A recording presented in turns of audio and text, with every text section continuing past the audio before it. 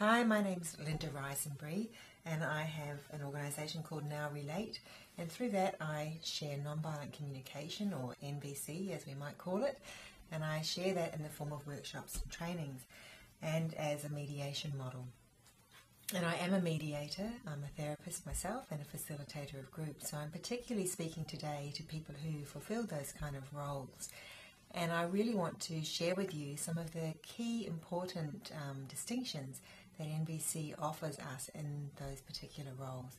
And one of them is the concept of common human needs. And one of the premise for NVC is that all human behaviour is an attempt to meet a common human need.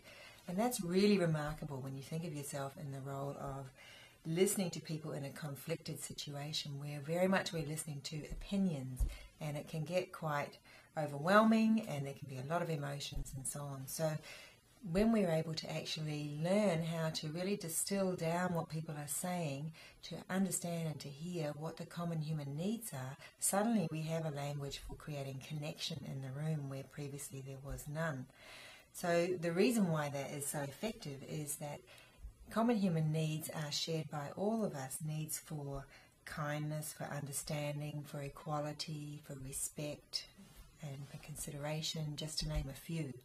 And as soon as those start to be expressed and verbalized, everyone in the room recognizes those, and there's an innate connectedness amongst everyone in the room. And that is a very powerful shifting moment amongst a mediation or in a process of facilitation. So it's quite powerful. And if you think of the work of Fisher and Ury, you could say that that's sort of in the area of interests. It's kind of that. And this is a particular way of hearing down deep into what those interests are. So we get right down to an area where we're able to really create lasting, sustainable solutions, such as they're talking about in their work. And I'm referring again to Fisher and Ury. So that's one distinction. And a second distinction is around the area of emotions, which often can seem to be, and even in the work of Fisher and Ury, they talk about it as being a source of problems. Well, in nonviolent communication, we see it as a doorway into this deeper connection of common human needs. So emotions, actually, we can use them in a very elegant and important way, and in a way which de-escalates them and makes them productive in the room. So that's a second very important thing to have under your belt. And the third area is that there's a distinction in NVC between our common human needs and how we get them met. So if you think of the idea of the positions or people becoming positional in mediations, that's for us when we would say they're really getting stuck on a strategy of how they want to meet their need. And we can shift the energy around that and move things by helping get to what is the common human need that would be met if they could have that particular strategy. So that's a very, again, empowering and important way to actually move things towards connection and towards lasting solutions.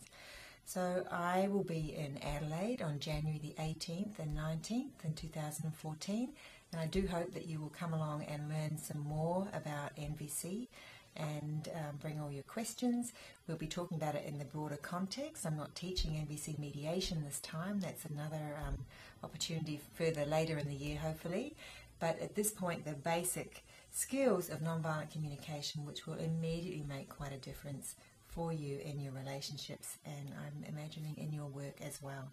So you can register at nowrelate.com. That's nowrelate.com, and look forward to meeting you. Thanks for listening.